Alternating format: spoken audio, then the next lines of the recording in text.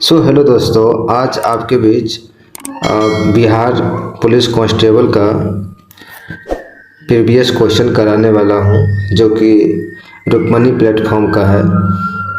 अगर आप सिंधे गुरु जी YouTube channel पर फर्स्ट बार आए हैं तो वीडियो को लाइक, सब्सक्राइब और अपने मित्रों को शेयर ज़रूर कर दें, ताकि इससे आपके मित्रों को भी हेल्प मिले और वह प्रीवियस क्वेश्चन से कुछ अनुमान लगा सके। तो वीडियो शुरू करते हैं मित्रों। तो ऑप्शन नंबर एक कह रहा है, क्वेश्चन नंबर एक कह रहा है, निम्नलिखित में से भारत तेंदु की सही संधि क्या है, यानी संधि सही क्या है। तो मित्रों इसका सही ऑप्शन है आपका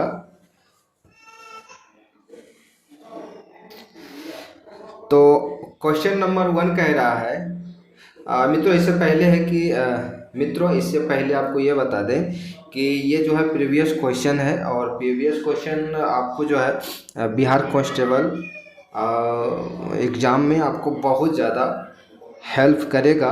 तो आप क्वेश्चन को समझे तो समझिए। क्वेश्चन नंबर एक कह रहा है, निम्नलिखित में से भारत तेंदु की सही संधि है।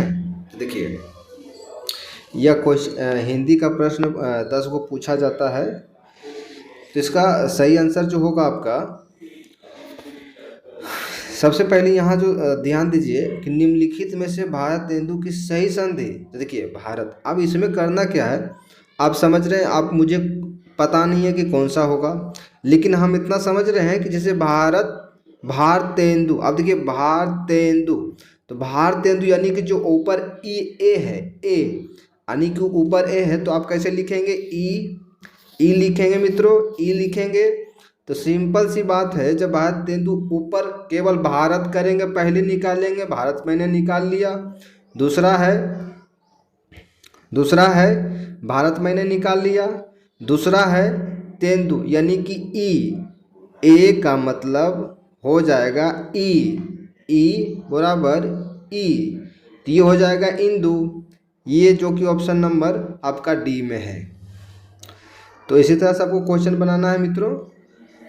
तो चलिए वीडियो शुरू करते हैं।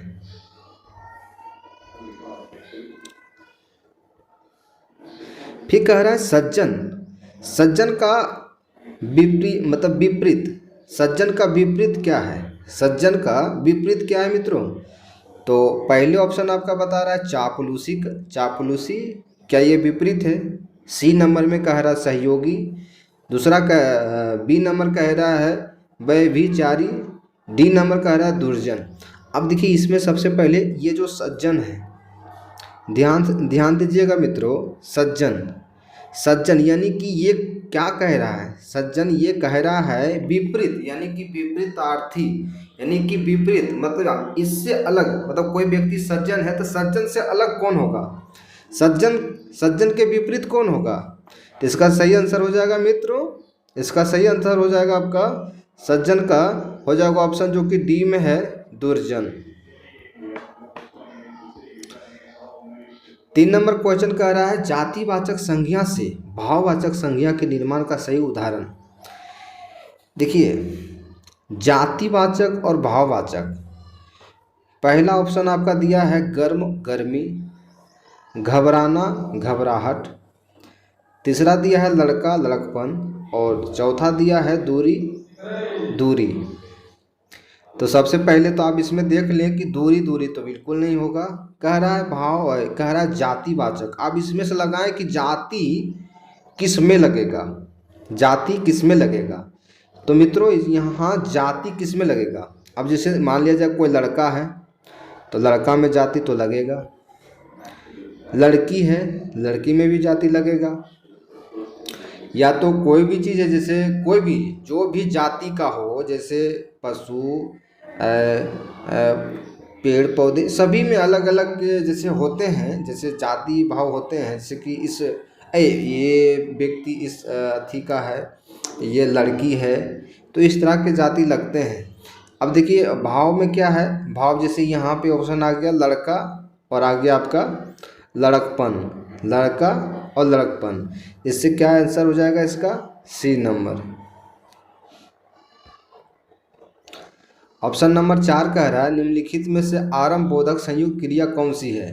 पहले तो बोल रहा है आरंभ, दूसरा कह रहा है संयुक्त क्रिया कौन सी है। आप एक चीज़ ध्यान दीजिए, आरंभ मतलब कोई भी चीज़ शुरू करना, बोध मतलब क्या, उस चीज़ को एहसास करना।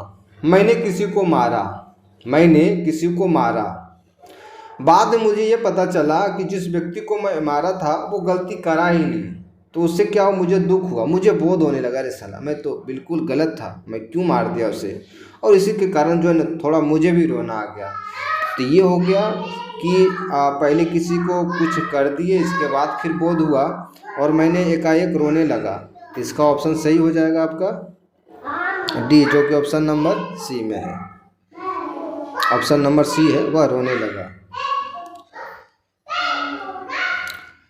5 नंबर क्वेश्चन कह रहा है तुम्हारा विश्वास मैं नहीं करूँगा तो कौन करेगा, उपयुक्त वाक्य में सर्वनाम पदों की संख्या बताइए। देखिए सबसे पहले तो ये पता होना चाहिए मित्रों कि सर्वनाम है कितना। तो सर्वनाम जो है 11 है मित्रों, याद रखें सर्वनाम कितना है, 11 है। आप बात करें कि सर्वनाम 11 है तो आप बताइए कौन कौन सा होता है। तो एक दो को जैसे आपका भाववाचक, भाव हो गया, प्रश्नवाचक हो गया, व्यक्तिवाचक इत्यादि प्रकार से बहुत ऐसे हैं जो कि 11 को हैं। अब यहाँ पे लगेगा कौन, जैसे कि आप लोग अंग्रेजी अगर सेंटेंस बनाए होंगे तो आप देखेंगे, जैसे देखिए यहाँ पे पहला है आपका तुम्हारा, दूसरा है कौन और तीसरा है मैं। तुम्हारा, मैं, कौन, यहाँ के वो आ रहा है भाई मित्रों, सर्वनाम के वो आ रहा है, तुम्हारा, मैं, कौन। यहाँ पे जो है 3 वो आ रहा है, इसीलिए इसका सही आंसर हो जाएगा मित्रों ऑप्शन नंबर 3। 6 नंबर क्वेश्चन क्या कह रहा है, कह रहा है जिस क्रिया का फल कर्ता पर पड़ता उसे कहते हैं। तो देखिए जैसे कि जो भी क्रिया, अगर मान लिया जाए कि जो भी कार्य, जो भी कार्य है, जो भी कार्य अगर मान लिया जाए वो क्रिया पर ना पड़ रहा, मतलब जो भी कार्य है और क्रिया पर ना पड़ता हो तो वो क्या हो जाएगा, समकर्ण हो जाएगा। लेकिन कह रहा है कि जो फल कर्ता पर पड़ता हो, जो फल कर्ता पर पड़ता हो वो क्या होगा मित्रों, जो कर्ता पर पड़ता हो वो क्या होगा, जैसे जो कर्ता पर पड़ रहा है, यहाँ सिंपल से समझिए, जिस क्रिया का फल कर्ता पर पड़ता है उसे क्या कहते हैं, जिस क्रिया का फल कर्ता पर पड़ता है उसे हम क्या कहते हैं, तो उसे हम जो है आकर्मक कहते हैं। क्या कहते हैं, आकर्मक कहते हैं। दूसरा है, अब जैसे कि मान लीजिए कोई कर्म है, कोई कर्म, जैसे कि मान लीजिए कर्ता को छोड़ दो, कर्ता को छोड़ और कर्म पर पड़े, कर्ता को छोड़ दो कर्म पे पड़े तो वो हो जाएगा सकर्मक। तो यहाँ कहा क्या रहा है, फल कर्ता पर पड़ता हो उसे कहते हैं, तो उसे जो कहते हैं ऑप्शन है आपका ऑप्शन नंबर सी, जो कि अकर्मक होगा। 7 नंबर क्वेश्चन कह रहा है मित्रों निम्नलिखित में से प्रश्नार्थक निपात कौन है। पहला ऑप्शन है जी नहीं, बी है मत, सी है क्या और डी है केवल। अब देखिए इसमें कह रहा है प्रश्न मतलब प्रश्नार्थक निपात, इतना चीज़ याद रखिए, इससे कौन, क्या, ये सब क्या है, ये सब एक जो है कि निपात से अलग चीज़ें हैं, इसीलिए इसका सही आंसर जो होगा आपका क्या होगा, ऑप्शन नंबर सी में है। अच्छा 8 नंबर क्वेश्चन कह रहा है संकेत वाचक अवयव का वाक्य है, संकेत वाचक अवयव का वाक्य है, जैसे कोई भी चीज़ का संकेत देना, जैसे मान लिया जाए ऑप्शन पहला है यह गिलास आधा भरा है, बी कह रहा है राम और श्याम गा रहे हैं, बच्चा चांद की ओर देख रहा है, हाय ये क्या हो गया। तो बताइए इसमें संकेत वाचक कौन सा है। देखिए मित्रों संकेत वाचक कौन सा है यही बताना है। तो देखिए बच्चा चांद की ओर देख रहा है, मान लिया जाए कोई बच्चा चांद की ओर देख रहा है और मैंने किसी को कहा कि ये जो है बच्चा चांद की ओर देख रहा है, तो इसमें बताइए बच्चा चांद को देख रहा है या तारा को देख रहा है, किसे पता? मुझे भी पता नहीं, और ना जो पूछा उसे भी पता नहीं, क्योंकि मैंने एक बता दिया कि मित्रों ये जो है ऊपर देख रहा है, किसी को पता नहीं। अब यहाँ पे कह रहा है गिलास आधा भरा है। जी हाँ, गिलास मान कोई लाया, गिलास लाया, वो आधा भरा है, तो वो व्यक्ति को हम बोल रहे हैं कि अरे गिलास तो आधा भरा है। तो क्या है कि हमने बताया, उसको संकेत दिया कि गिलास आधा भरा है, जो लाने वाला था उसको भी बताया कि गिलास आधा भरा है, इसलिए संकेतवाचक होगा, जो कि ऑप्शन नंबर ए में हो जाएगा। ऑप्शन नंबर ए में मित्रों, ऑप्शन नंबर ए में है।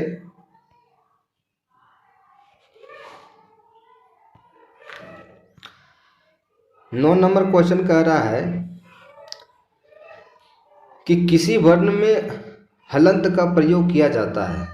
किसी वर्ण में हलंत का प्रयोग किया जाता है। ऑप्शन ए हाँ की ध्वनि के लिए, बी नाक से उच्चारण के लिए, सी है नाक और मुंह से उच्चारण के लिए, और डी है वर्ण को बिना स्वर से प्रयोग करने के लिए। जी हाँ, इसका जो सही आंसर हो जाएगा डी हो जाएगा, वर्ण को बिना स्वर से प्रयोग करने के लिए, जो कि ऑप्शन नंबर मित्रों डी में है। 10 नंबर क्वेश्चन कह रहा है कि सर्वनाम और समनामिक विशेषण का वाक्य है। पहला कह रहा है यह पुस्तक मेरी है और वह तुम्हारी है। दूसरा बी नंबर कह रहा है घर के पास रहने वाला लड़का मेरा दोस्त है।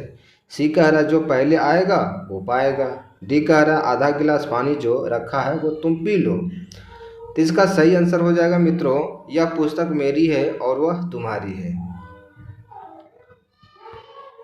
नीलकंठ शब्द का मतलब होता है, नीलकंठ शब्द का मतलब होता है योग रूढ़। क्या होता है मित्रों?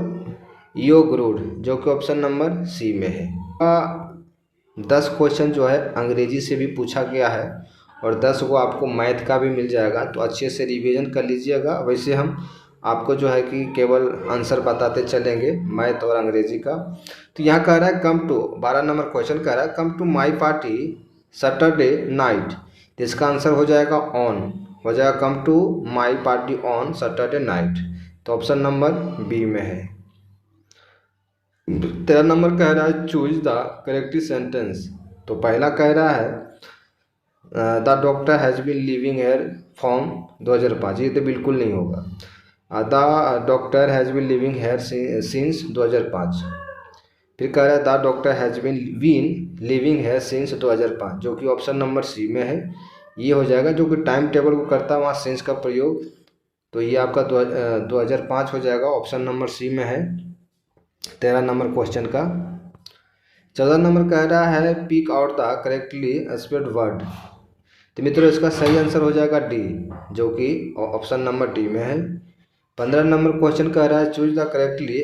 ये आपका है एंटोनिमी से है फॉर हॉनेस्ट। ये बहुत इजी क्वेश्चन है मित्रों। इसका जैसे कि ये कह रहा है हॉनेस्ट, जैसे कि अभी पढ़ा था कि विपरीत, मतलब कि इससे विपरीत। अब तो यहाँ है हॉनेस्ट, हॉनेस्ट का विपरीत कौन होगा? तो हॉनेस्ट का विपरीत होगा डिसहॉनेस्ट। क्या होगा? इसका विपरीत हो जाएगा डिसहॉनेस्ट, जो कि ऑप्शन नंबर सी में है। फिर 16 नंबर क्वेश्चन कह रहा है मैथ का है मित्रों, 10 को मैथ पूछा जाएगा। तो ये आप जान लीजिएगा, इसका आंसर केवल बता देते हैं। ऑप्शन नंबर डी हो जाएगा, जो कि ऑप्शन नंबर डी में है। टिक मार देते हैं, ऑप्शन नंबर डी में है। दूसरा है 17 नंबर क्वेश्चन कह रहा है यदि एक घन की प्रत्येक भुजा को 50% बढ़ा दिया जाए तो उसके पृष्ठ क्षेत्रफल में प्रतिशत वृद्धि होगी। इसका सही आंसर हो जाएगा ऑप्शन नंबर डी 125%। 18 नंबर कह रहा है संचयी बारंबारता वर्ग का प्रयोग किया जाता है प्राप्त करने के लिए। ये मैट्रिक में पढ़े होंगे तो आंसर बता देंगे। वैसे इसका हो जाएगा माध्यमिका, जो कि सी में है। माध्यमिका हो जाएगा सी में। 19 नंबर क्वेश्चन हो जाएगा आपका डी हो जाएगा x² - 1 = 2x power 2 power plus 4, जो कि ऑप्शन नंबर डी में है। 20 नंबर क्वेश्चन कह रहा है 70,000 रुपया का स्टॉक 2% के दर पर आय होगी। इसका कर दीजिएगा 2% से काट दीजिए 2 को 0, और 7 से गुना कर दिया, 7 दूनी 14 हो जाएगा, जो कि ऑप्शन नंबर सी में है, 1400 रुपया हो जाएगा। सरलीकरण है इसका, आपका हो जाएगा, इसका सही आंसर हो जाएगा मित्रों ऑप्शन बी, है ना, 54 x पावर 7 y पावर 8, जो कि ऑप्शन नंबर बी में है। 22 नंबर क्वेश्चन कह रहा है, 22 नंबर क्वेश्चन कह रहा है कि एक वृत्ताकार पहिए की त्रिज्या 1.75 मीटर है, तो 11 किलोमीटर की दूरी तय करने में यह किसने चक्कर लगाया था। देखिए मित्रों, इसका एक सूत्र होता है, इसका एक सूत्र है, आपको बताते हैं। इसका हो जाएगा 2 पाई और बड़की आर दे दें। अब इसमें तो पाई का मान समझ गए कि पाई का मान कितना होगा, तो 2 इंटू और पाई का मान हो जाएगा 22/7। 22/7 के बाद अब जो है, इसके बाद जो है आपका कह रहा है कि 11 किलोमीटर, तो इसका जब उतना से काट दीजिएगा तो लास्ट में आपको जो है 11 इंटू 1000 मीटर को 1000 किलोमीटर होता है, तो इसको 1000 से और बट्टा में 11 इसको काट दीजिए। यहाँ से कट जाने के बाद इसका जो बचेगा 1000 चक्कर, जो कि ऑप्शन नंबर सी में है। 10 नंबर क्वेश्चन परिमेय संख्या वाला है मित्रों। इसमें इसका जो है सही आंसर बता देते हैं आपको। इसका सही आंसर हो जाएगा आपका बी नंबर क्वेश्चन हो जाएगा, बी नंबर क्वेश्चन हो जाएगा, जो कि ऑप्शन है ना, ये बी है, ऑप्शन बी हो जाएगा आपका। 24 नंबर कह रहा है कि आयताकार हॉल की लंबी भुजा 24 मीटर है, तो इसका विकर्ण की लंबाई 26 मीटर हो, तो इसका क्षेत्रफल होगा। इसका सही आंसर हो जाएगा मित्रों बी, ऑप्शन नंबर हो जाएगा बी, जो कि 240 मीटर स्क्वायर हो जाएगा। 25 नंबर क्वेश्चन कह रहा है कि 3 पावर 9 इंटू 9 पावर 9 प्लस 1 भागा 3 9 माइनस 1 इंटू 9 n माइनस 1, तो इसका सही आंसर हो जाएगा मित्रों बी, जो कि ऑप्शन नंबर 243 है, बी नंबर। 26 नंबर क्वेश्चन कह रहा है 1946 में उद्देश्यों को संबंधित प्रस्ताव की रचना किसने की। भीमराव अंबेडकर, डॉक्टर राजेंद्र प्रसाद, वल्लभ भाई पटेल, जवाहरलाल नेहरू। तो बताइए इसका सही आंसर क्या होगा मित्रों 26 नंबर क्वेश्चन का। तो 26 नंबर क्वेश्चन का हो जाएगा जवाहरलाल नेहरू। 1946 में उद्देश्यों को संबंधित प्रस्ताव जो रखा था वो जवाहरलाल नेहरू ने रखा था। 27 नंबर क्वेश्चन कह रहा है मित्रों पृथक निर्वाचन पद्धति की शुरुआत निम्न में से किसके द्वारा हुई थी। तो बताइए पृथक कब हुई थी। तो ये हो गया मार्लो मिंटो सुधार, 1909 में लाया गया था मार्लो मिंटो सुधार। जी हाँ, मार्लो मिंटो सुधार के थ्रू ही जो है कि पृथक निर्वाचन पद्धति की शुरुआत किया गया था। तो इसका सही आंसर हो जाएगा option number C, option number C हो जाएगा मित्रों। 28 नंबर क्वेश्चन कह रहा है स्वतंत्रता या मृत्यु का नारा किसके द्वारा दिया गया। तो इसका सही आंसर है अमेरिकी सेना द्वारा दिया गया था। बोस्टन बंदरगाह पर 340 चाय के बॉक्सों को समुद्र में फेंका गया, इस घटना को किस नाम से जाना जाता है। पहला ऑप्शन है लाल सागर, दूसरा है ब्रिटिश कॉफ़ी पार्टी, तीसरा है वेस्टर्न टी पार्टी और चौथा है पर्ल हार्बर की घटना। इसका सही आंसर हो जाएगा मित्रों 29 का western T party. 30 number question कह रहा है कि अमेरिका, कनाडा, डेनमार्क, ब्रिटेन, पुर्तगाल, फ्रांस, बेल्जियम, हॉलैंड, लग्जेमबर्ग, तुर्की और ग्रीस ने एक सैनिक संधि की जिसे कहा जाता है। तो बताइए क्या कहा जाता है मित्रों। इसे कहा जाता है नाटो, जो कि ऑप्शन नंबर बी में है। 31 नंबर क्वेश्चन कह रहा है राष्ट्र संघ की अस्थायी सदस्य हैं। बहुत इजी क्वेश्चन है मित्रों, बताइए क्या है राष्ट्र संघ की अस्थायी सदस्य क्या होगी। तो देखिए पहला है फ्रांस, ब्रिटेन, इटली और जापान, जो कि ऑप्शन नंबर बी में है। 32 नंबर क्वेश्चन कह रहा है कि प्रथम विश्व युद्ध का मुख्य कारण था। बताइए प्रथम विश्व युद्ध का क्या कारण था।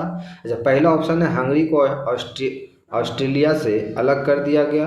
दूसरा है त्रिपक्षीय संधि। तीसरा है जर्मनी की इच्छा। और ऑप्शन डी कह रहा है इटली का दावा।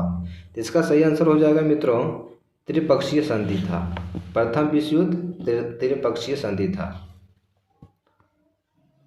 ऑप्शन नंबर 33 कह रहा है, क्वेश्चन नंबर 33 कह रहा है पाषाण युग में काटने के लिए सामान्यतः प्रयुक्त उपकरण को कहा जाता था। तो बताइए पहला है कुल्हाड़ी है ना। इसके बाद है गंडासा, चाकू और कैंची। इसका सही आंसर हो जाएगा गंडासा, जो कि ऑप्शन नंबर बी में है। 34 नंबर क्वेश्चन कह रहा है गुप्त काल के प्रसिद्ध गणितज्ञ थे। तो इसका बहुत इजी क्वेश्चन है मित्रों। पहला है कालिदास, दूसरा है आर्यभट्ट, ब्राह्महिर, इसके बाद विशाखादत्त। इसका सही आंसर हो जाएगा आपका आर्यभट्ट। 35 नंबर क्वेश्चन कर रहा है अलाई दरवाज़ा किसके शासनकाल में बना था। पहला है फिरोज शाह तुगलक, दूसरा है कुतुबुद्दीन ऐबक, अलाउद्दीन खिलजी और सैयद लोदी। तो इसका सही आंसर हो जाएगा मित्रों 35 नंबर का हो जाएगा अलाउद्दीन खिलजी, जो कि ऑप्शन नंबर सी में है। 36 नंबर क्वेश्चन का है राजा राम मोहन राय के द्वारा चलाया गया सुधार आंदोलन था भक्ति आंदोलन, सूफी आंदोलन, आर्य समाज या ब्रह्म समाज। इसका सही आंसर हो जाएगा मित्रों जो राजा राम मोहन राय द्वारा चलाया गया था वो ब्रह्म समाज था।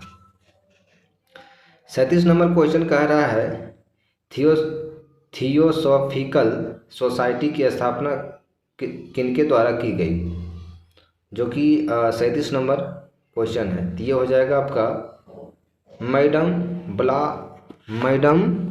ब्लावात्स्की, जो कि ऑप्शन नंबर ए में है। गदर पार्टी की स्थापना किसने की मित्रों, जो कि बहुत ईजी है। तो पहला है ऑप्शन जर्मनी, जापान, कनाडा एवं यूएस, और चौथा है पंजाब। इसका सही आंसर हो जाएगा कनाडा और यूएस, जो कि ऑप्शन नंबर सी में है। 39 नंबर क्वेश्चन महात्मा गांधी ने भारतवर्ष में पहला सत्याग्रह कहाँ आरंभ किया गया था। तो बताइए ऑप्शन ये आप कमेंट में लिख के बताएंगे और कब शुरू भी किया गया था।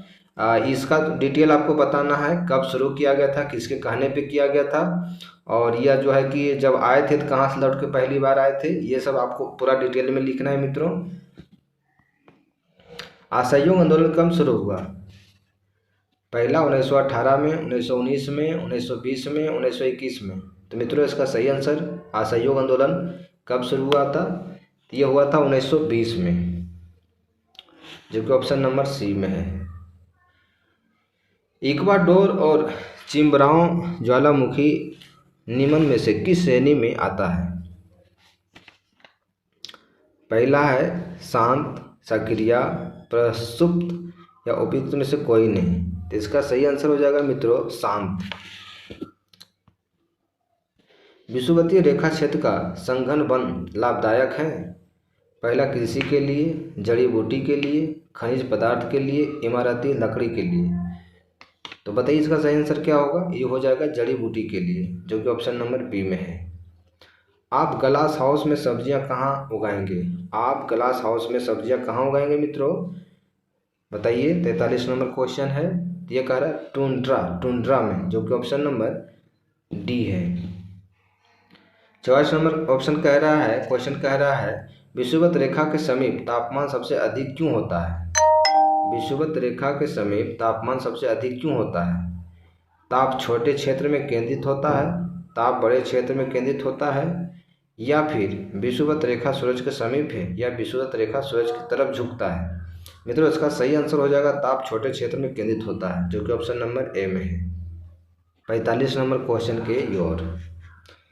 आग्नेय शेल में निम्नलिखित में कौन सा तत्व नहीं पाए जाते हैं।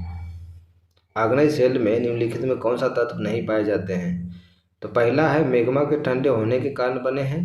दूसरा कह रहा है इसे परतदार चट्टानें भी कहते हैं। तीसरा कह रहा है सील और डाइक पाए जाते हैं, और चौथा कह रहा है ग्रेनाइट और बेसाल्ट आग्नेय शेल के उदाहरण हैं। 45 नंबर क्वेश्चन। तो इसका सही आंसर हो जाएगा इसे परतदार चट्टान भी कहते हैं, जो कि ऑप्शन नंबर बी में है। 46 नंबर क्वेश्चन कह रहा है निम्नलिखित में कौन सा खाद्य फसल नहीं है। तो इसका सही आंसर हो जाएगा चाय, जो कि ऑप्शन नंबर सी में है, क्योंकि बहुत इजी है इसलिए बताने का दरकार नहीं इसके बारे प्रति। 47 नंबर क्वेश्चन कह रहा है निम्नलिखित में कौन सा कारक विषम जलवायु प्रकार के हैं। विषम जलवायु प्रकार के हैं के लिए मुख्यतः उत्तरदायी हैं। 47 नंबर क्वेश्चन, तो पहला है जैसे धरातल से ऊंचाई और महासागरीय से धाराएं, और इसके बाद है सी नंबर सागर से दूरी, और दी है अक्षांश। तो मित्रों इसका सही हो जाएगा सागर से दूरी। कारक विषम जलवायु प्रकार के लिए मुख्यतः उत्तरदायी होता है आपका सागर से दूरी, ऑप्शन नंबर सी में। 48 नंबर क्वेश्चन है जनगणना 2001 के अनुसार निम्न में से किस राज्य में महिला साक्षरता प्रतिशत सर्वाधिक है। तो बहुत ईजी है मित्रों, बताइए जनगणना 2001 के अनुसार निम्नलिखित में से किस राज्य में महिला साक्षरता प्रतिशत सर्वाधिक है। 48 नंबर क्वेश्चन केरल में है, बिल्कुल सही, केरल में है। 49 नंबर क्वेश्चन कह रहा है लिग्नाइट किस प्रकार का कोयला है। लिग्नाइट पहला है उत्तम कोटि, समान प्रकार और मध्यम प्रकार और निम्न स्तर। देखिए मित्रों ये सब जो क्वेश्चन प्रीवियस क्वेश्चन है और बहुत इंपॉर्टेंट क्वेश्चन है। हम दावा करते हैं कि अगर आप इस तरह से रिवाइज करके जाएंगे तो इतना तो 100% मुझे यकीन है कि इसमें से 5 क्वेश्चन आपको जरूर मिल जाएगा, क्योंकि अब जो है एग्ज़ाम जो है आने वाला ही है, बहुत समीप है। इसलिए जो बिहार पुलिस का प्रिपरेशन कर रहे हैं वो थोड़ा मजबूत हो जाएं, क्योंकि जितना मेहनत करेंगे आप उतना तरक्की करेंगे। तो चलिए, तो इसका सही आंसर जो होगा लिग्नाइट किस प्रकार का कोयला है, तो ये निम्न स्तर का है, जो कि ऑप्शन नंबर डी में है। 50 नंबर क्वेश्चन कह रहा है गेहूँ किस जलवायु की फसल है। गेहूँ किस जलवायु की फसल है, तो ऑप्शन नंबर हो जाएगा, क्योंकि टिक मारे हैं पहले से, तो शीतोष्ण जलवायु का है। इसके बाद है आपका 51 नंबर क्वेश्चन कह रहा है 51 नंबर क्वेश्चन कह रहा है इंडियन कॉपर कॉरपोरेशन कहाँ स्थित है। तो बताइए मित्रों, पहला है माटीगाड़ा, दूसरा है राजदो, तीसरा है घाटशिला और चौथा है मौसागोड़ा। तो इसका सही आंसर हो जाएगा मित्रों ऑप्शन नंबर सी हो जाएगा घाटशिला, जो कि ऑप्शन नंबर सी में है। 52 नंबर क्वेश्चन कह रहा है निम्नलिखित में से कौन सा राज्य गेहूं के उत्पादन में सर्वप्रथम स्थान रखता है। बहुत इजी क्वेश्चन है मित्रों, बताइए कौन सा हो जाएगा। पहला है उत्तर प्रदेश, दूसरा है बिहार, तीसरा हरियाणा है और चौथा है पश्चिम बंगाल। इसका सही हो जाएगा आंसर हो जाएगा आपका उत्तर प्रदेश, जो कि ऑप्शन नंबर ए में है। 53 नंबर क्वेश्चन कह रहा है वायुमंडल की वह परत जो पृथ्वी पर रेडियो प्रसारण के लिए उत्तरदायी है। बताइए क्या है रेडियो प्रसारण के लिए। इसमें ऑप्शन देने की बात नहीं है, या बताइए क्या है। 53 नंबर क्वेश्चन आयन मंडल है, इसके बाद मध्य मंडल है, इसके बाद क्षोभ मंडल है, ओजोन मंडल। देखिए आयन मंडल में रेडियो प्रसारण के लिए हो जाता है, क्षोभ मंडल हो जाता है आपका वर्षा ऋतु जो होता है, इसके बाद ओजोन मंडल जो है जो आने वाली पराबैंगनी है उससे हमें रोकता है, और मध्य मंडल जो है मध्य मंडल में जो है समताप मंडल में जहाज़ें उड़ती हैं, और मध्य मंडल में जो है वही ऋतु वगैरह हवाएं चलती हैं। मित्रों देख लीजिएगा ऑप्शन नंबर डी चारों का, लेकिन इसका सही आंसर हो जाएगा आपका ऑप्शन नंबर सी हो जाएगा आयन मंडल। 54 नंबर क्वेश्चन कह रहा है कि स्टेलेक्टाइट स्थलाकृति का निर्माण होता है। 54 नंबर स्टेलेक्टाइट स्थलाकृति का निर्माण होता है, तो इसका सही आंसर बताइए क्या होगा। पहला है नदी द्वारा, भूमिगत जल द्वारा, हिमानी द्वारा या सागरीय लहरों द्वारा। तो इसका सही आंसर हो जाएगा 54 का जो आंसर होगा वो जो भूमिगत जल द्वारा, जो कि ऑप्शन नंबर बी में है। दार्जिलिंग जिला किस राज्य का भाग है। दार्जिलिंग जो कि 55 नंबर क्वेश्चन है, बताइए बिहार, सिक्किम, पश्चिम बंगाल, मेघालय। इसका सही आंसर हो जाएगा पश्चिम बंगाल में दार्जिलिंग जिला पड़ता है, जो कि ऑप्शन नंबर सी में है। छप्पन नंबर क्वेश्चन कर रहा है विधान परिषद के 2 सदस्य का कार्यकाल क्या है। विधान परिषद सदस्य का कार्यकाल स्थल क्या है मित्रों। पहला है 2 वर्ष, 6 वर्ष, तीसरा है 4 वर्ष और चौथा है 5 वर्ष। इसका सही आंसर हो जाएगा आपका 6 वर्ष। विधान परिषद में जो भी होंगे 6 वर्ष का होगा। नीति निर्देशक तत्व सरकार के मार्गदर्शन हेतु किसके द्वारा दिया गया है। नीति निर्देशक तत्व जो कि पहला ऑप्शन हो जाएगा लोकसभा, दूसरा है उच्चतम न्यायालय, तीसरा है 42वां संशोधन और चौथा है संविधान। तो बताइए क्या होगा आंसर मित्रों। तो इसका हो जाएगा नीति निर्देशक तत्व सरकार द्वारा मार्गदर्शन हेतु किसके द्वारा दिए गए हैं। तो किसके द्वारा दिए गए हैं, तो सिंपल सी बात है संविधान द्वारा दिए गए हैं, जो संविधान है ऑप्शन नंबर डी हो जाएगा। 58 नंबर क्वेश्चन कह रहा है पंचायती राज संस्थाओं ने जिला स्तर पर सर्वोच्च अंक का नाम है। तो बताइए क्या हो जाएगा मित्रों।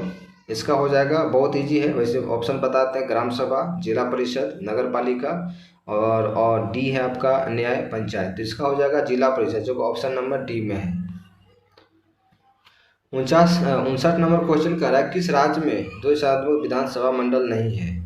तो ये बहुत सिंपल है, कहाँ नहीं है मित्रों। तो ये हो जाएगा आपका केरल में नहीं है, सी नंबर ऑप्शन है।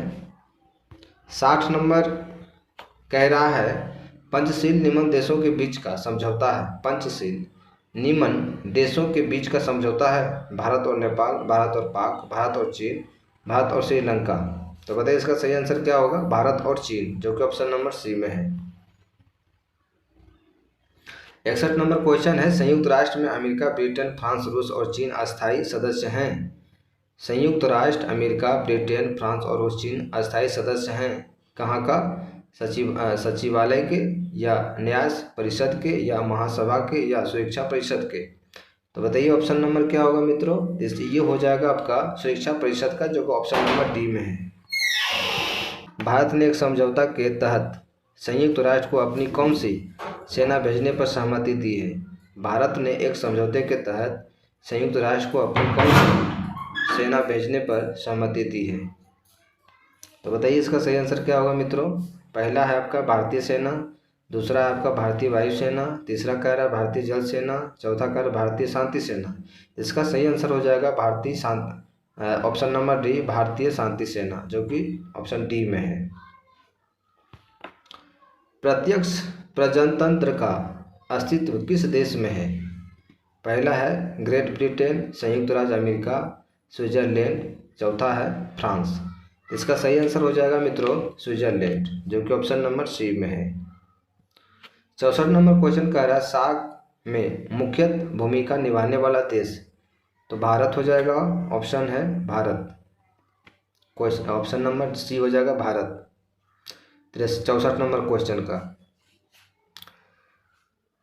फिर कह रहा है 65 नंबर क्वेश्चन अनुच्छेद 19 के अंतर्गत कौन सा स्वतंत्रता का अधिकार नहीं है। यहाँ कह रहा है नहीं है, ध्यान दीजिएगा, यहाँ कह रहा है नहीं है। पहला है संघ या संगठन की रचना का अधिकार, दूसरा है भाषण एवं अभिव्यक्ति की स्वतंत्रता का अधिकार, तीसरा है वैयक्तिक स्वतंत्रता का अधिकार और चौथा है भारत के किसी भी क्षेत्र में निवास एवं बसने का अधिकार।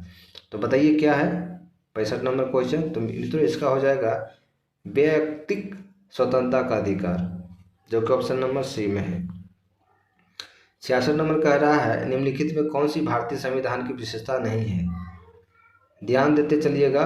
तो निम्नलिखित में कौन सा भारतीय संविधान की विशेषता नहीं है। पहला संघात्मक शासन प्रणाली और दूसरा है एक अलिखित संविधान और तीसरा है संविधान सभा द्वारा निर्मित और चौथा है संसदनात्मक शासन प्रणाली। तो इसका सही आंसर हो जाएगा एक अलिखित संविधान, जो कि ऑप्शन नंबर बी में है। 67 नंबर क्वेश्चन कह रहा है उच्च न्यायालय के न्यायाधीश के रिटायरमेंट की उम्र है।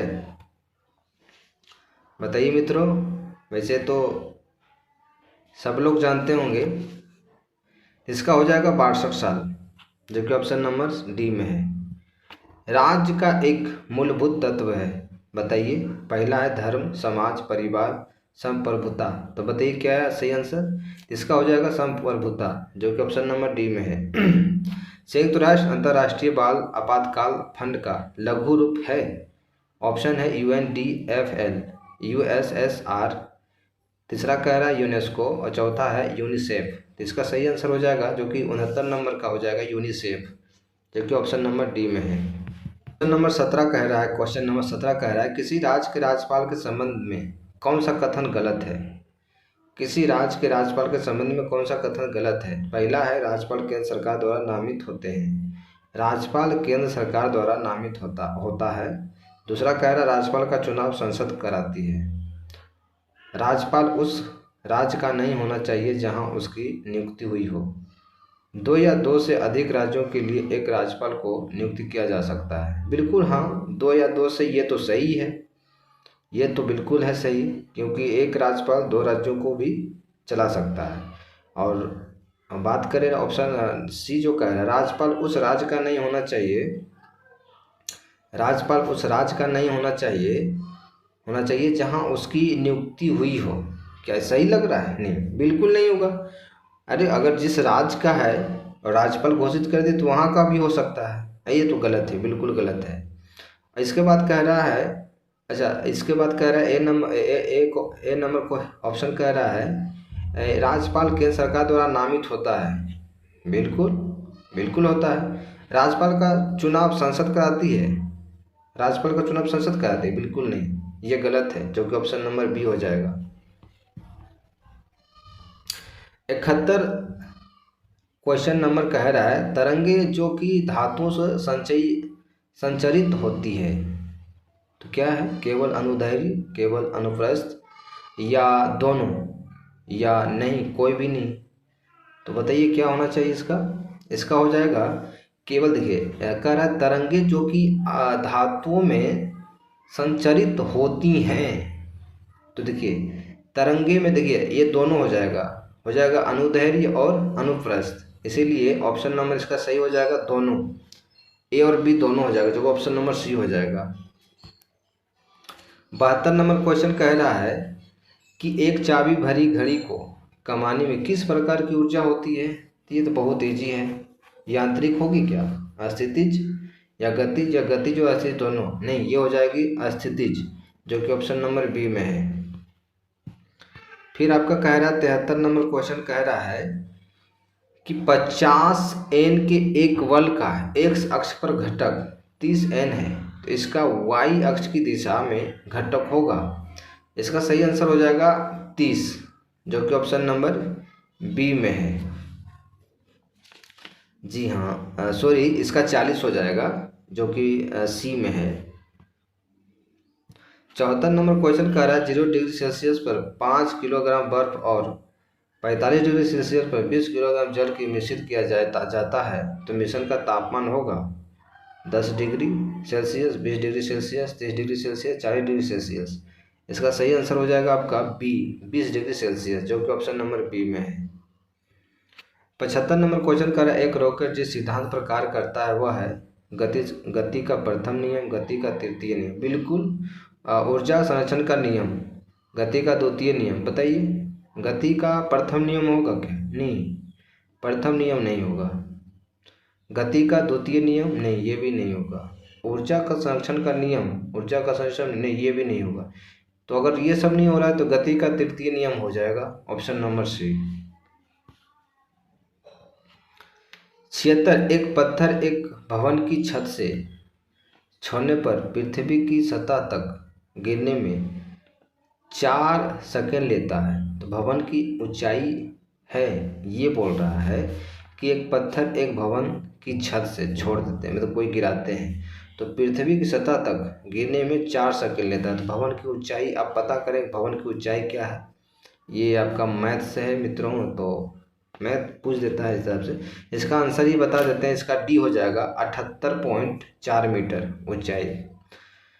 77 नंबर क्वेश्चन कह रहा है कि एक घर में 60 वाट के 5 लैंप हैं और 75 वाट के 4 पंखे प्रतिदिन 6 घंटे उपयोग के लिए जाते हैं, तो 30 दिन के एक महीने में उपयोग किए गए कुल यूनिट कितना है। इसको बना लीजिएगा 77 नंबर का, जो कि इसका हो जाएगा आंसर ऑप्शन नंबर 108। 78 नंबर कह रहा है कि एक तरंग 0.8 सेकंड में 24 चक्र पूरा करती है, तरंग की आवृत्ति है, तो पहला ऑप्शन है जैसे 30 हर्ट्ज, 24 हर्ट्ज, 12 हर्ट्ज या 8 हर्ट्ज। इसका सही आंसर बता देते हैं, इसका हो जाएगा 30 हर्ट्ज। फिर आपका 79 नंबर क्वेश्चन कह रहा है एक अस्थायी चुंबक किसी निश्चित बिंदु पर चुंबकीय क्षेत्र B उत्पन्न करता है। यदि इसे दो बराबर भागों में काट दिया जाता तो उस बिंदु का उत्पन्न चुंबकीय क्षेत्र होगा। तो बताइए क्या होगा। इसका आंसर जो है, सही आंसर हो जाएगा ऑप्शन नंबर बी, हो जाएगा B/2, जो कि ऑप्शन नंबर बी में है। 80 नंबर कह रहा है सूचीबद्ध फोकस दूरियों वाले 4 लेंसों का प्रयोग एक सूक्ष्मदर्शी अभिदृश्यक के रूप में करने वाले विचार किया जाता है, जो कि लेंस किसी निश्चित नेत्रिका के साथ सर्वाधिक आवर्धन पैदा करेगा, उसकी फोकस दूरी होगी। बहुत ईजी क्वेश्चन है, बताएं क्या होगा। 5 mm है, 5 सेंटीमीटर है, 5 mm है, 5 सेंटीमीटर है, 2 माइनस में है और 2 प्लस में है। तो बताइए क्या होगा इसका सही आंसर, जो कि 80 नंबर क्वेश्चन है। तो 5 mm हो जाएगा, जो कि प्लस में है, ऑप्शन नंबर बी का।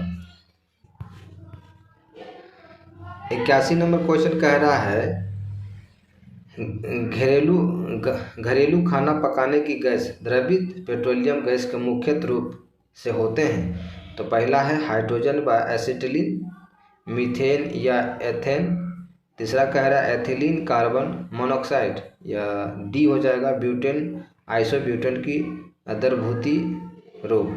तो बताइए क्या होगा इसका आंसर मित्रों। तो इसका हो देखिए, पेट्रोल में तो आपको पता होगा ब्यूटेन पाया जाता है, और जैसे कि जो एक होता है जो वेल्डिंग करता है गैस वाला, उसमें एसिटिलीन होता है। तो इसका जो सही आंसर हो जाएगा ब्यूटेन और आइसो ब्यूटेन की द्रवभूति रूप, जो कि ऑप्शन नंबर डी में 81 का डी हो जाएगा। 82 नंबर का रदरफोर्ड के अल्फा कण की प्रकीर्णन प्रयोग किया जाता द्वारा की गई खोज हुई है, वह है। रदरफोर्ड के अल्फा कण प्रकीर्णन प्रयोग द्वारा जिसकी खोज हुई है वह है क्या है, रदरफोर्ड। तो बताइए, इजी क्वेश्चन ये भी है। पहला है प्रोटॉन, इलेक्ट्रॉनिक कक्षका कोष, और चौथा है नाभिक। तो बताइए इसका आंसर क्या हो जाएगा। इसका आंसर हो जाएगा रदरफोर्ड द्वारा जो है निर्मित है वो प्रोटॉन है। इसका ऑप्शन नंबर ए में हो जाएगा। 83 नंबर क्वेश्चन कह रहा है वह सेल जिसमें विद्युत धारा का उत्पन्न रासायनिक अभिक्रिया के फलस्वरूप होता है कहलाता है। पहले क्या कह रहा है, वह सेल विद्युत धारा को उत्पादन जो रासायनिक अभिक्रिया के फलस्वरूप। बहुत इजी क्वेश्चन है, बताइए विद्युत रासायनिक सेल क्या होगा। अब विद्युत अपघटन सेल, या सांद्रण सेल, या प्रकाश रासायनिक सेल। तो बताइए 83 नंबर का क्या होगा। बहुत इजी है, सही से भी कोई बता देगा। तो हो जाएगा विद्युत रासायनिक सेल, जो कि ऑप्शन नंबर ए में है। समांगी सदृश मिश्रण का उदाहरण, पहला है गन पाउडर, पीतल, क्लोरोफॉर्म तथा जल, और पेट्रोल तथा जल। तो बताइए 84 नंबर क्वेश्चन क्या होगा। तो इसका सही आंसर हो जाएगा गन पाउडर। 85 नंबर क्वेश्चन कह रहा है सफटिक रासायनिक दृष्टिकोण से हैं। तो बताइए क्या होगा मित्रों। 85 नंबर क्वेश्चन क्या होगा, ये हो जाएगा SiO2। इसका सही ऑप्शन है ऑप्शन नंबर ए हो जाएगा SiO2, जो कि ऑप्शन नंबर ए में है। 86 नंबर क्वेश्चन कह रहा है जब मैग्नीशियम और क्लोरीन के लिए बीज अभिक्रिया होती है तब क्या होता है। तो पहला ऑप्शन कह रहा है प्रत्येक मैग्नीशियम परमाणु 2 इलेक्ट्रॉन ग्रहण करता है, 86 नंबर क्वेश्चन है। इसके बाद दूसरा कह रहा है प्रत्येक क्लोरीन परमाणु 1 इलेक्ट्रॉन त्यागता है।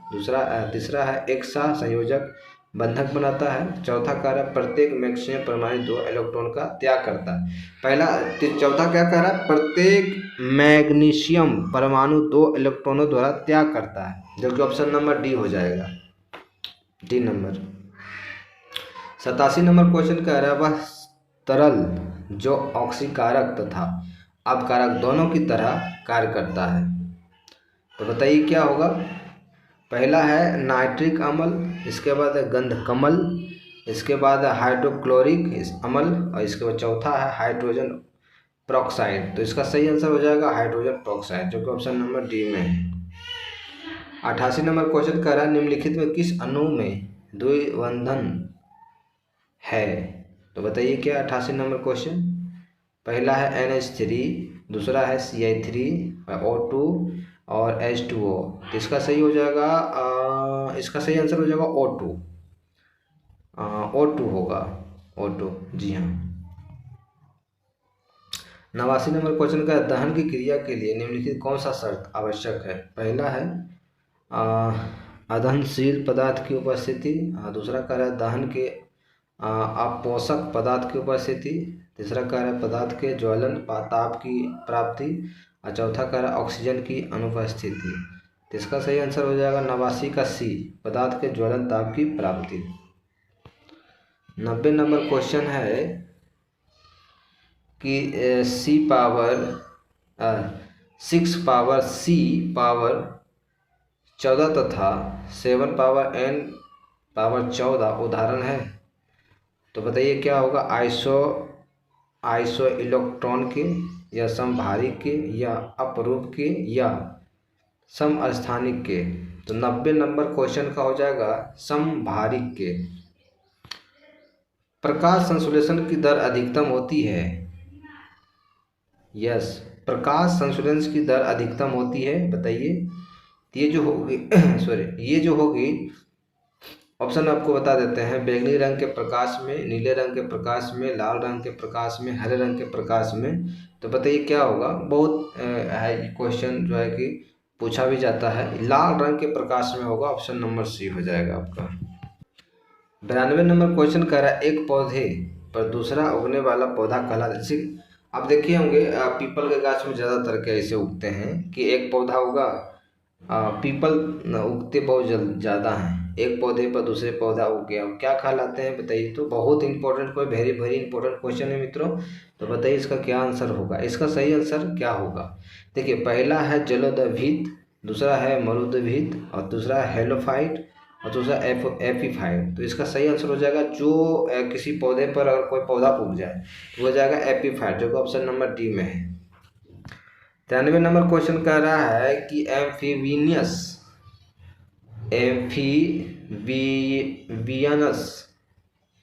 बताइए क्या है इसका सही आंसर? तो ऑप्शन नंबर A है केवल जल में बिना निवास करते हैं। ऑप्शन B कह रहा है केवल थल में निवास करते हैं, और C कह रहा है वायु में रहते हैं।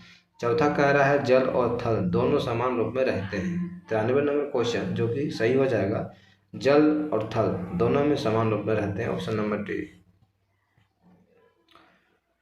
94 नंबर क्वेश्चन कह रहा है, 94 नंबर क्वेश्चन का निम्नलिखित कौन सा पौधे उत्सर्जन का एक उपोत्पादक नहीं है? उपोत्पाद नहीं है, जैसे उत्सर्जन समझते हैं ना।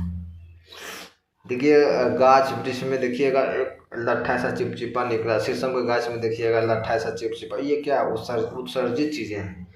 क्योंकि उसमें जब हर चीज़ें अधिक हो जाती हैं तो वो उस टाइप के उत्सर्जन करने लगते हैं।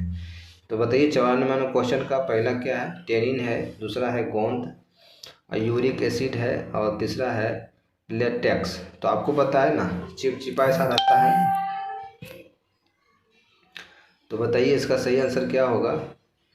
94 नंबर यूरिक एसिड हो जाएगा। क्या हो जाएगा? यूरिक एसिड जो होता है वो चिपचिपा गोंद ऐसा रहता है, वो जो रहता है उसे यूरिक एसिड कहते हैं। क्योंकि जब ज़्यादा कोई भी चीज़ अधिक हो जाने के बाद भी ना उत्सर्जन होता है। देखते हैं मानव में होता है घाव घोर ये सब होना, ये सब क्या है? एक प्रकार का उत्सर्जन ही है। 95 नंबर क्वेश्चन कह रहा है निम्नलिखित में कौन सा संरचना प्रोकैरियोटिक कोशिका में नहीं पाई जाती है? बताइए। पहला है राइबोसोम, दूसरा है कोशिका झिल्ली, केंद्रक झिल्ली, कोशिका भित्ति।